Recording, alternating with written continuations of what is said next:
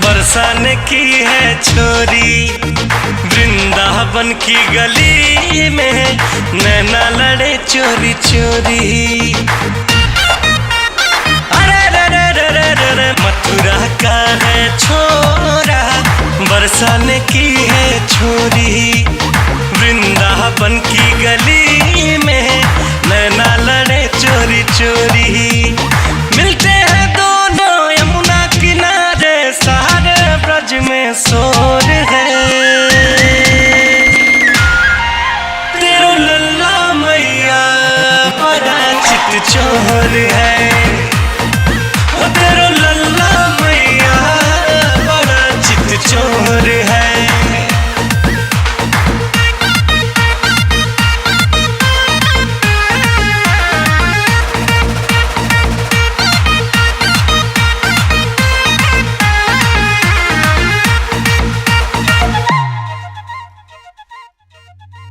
वन में जाना गैया चराना ये तो बहाना है, मटकी तोड़ के मक्खन खाना ये तो बहाना है।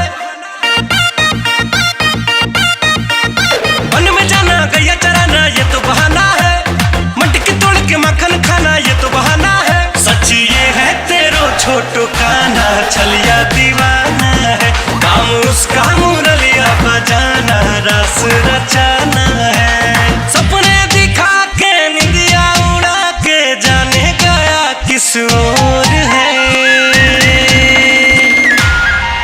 तेरो लल्ला मैया बड़ा चित चोर है, ओ तेरो लल्ला मैया बड़ा चित चोर है।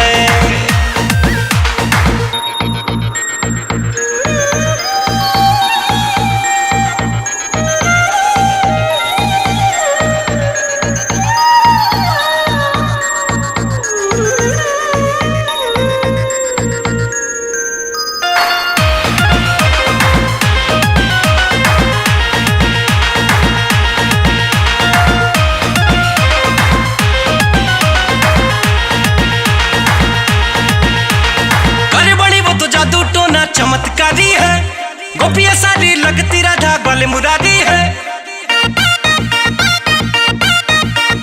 अरे बड़ी वो तो जादू टोना चमत्कारी है, गोपिया सारी लगती राधा बाल मुरारी है। हुई बहावारी राधा दुलारी, तेरो गाना वारी पे वारी वारी रे सब गई वारी बाके बिहारी पे।